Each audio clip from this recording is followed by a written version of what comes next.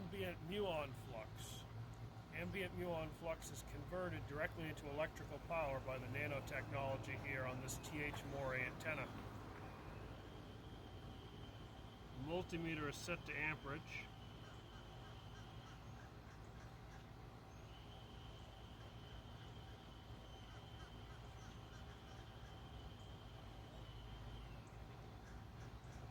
Those are the amperage readings from the antenna. I'm using this to touch one of the terminals of the capacitor. The other capacitor terminal is already hooked up to the multimeter.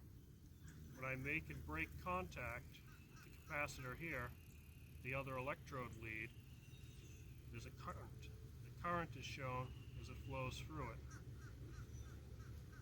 The antenna part is the large wood and copper structure. The circular magnet has a bifiller coil on it and a regular coil. The regular coil then charges the capacitor that's next to it.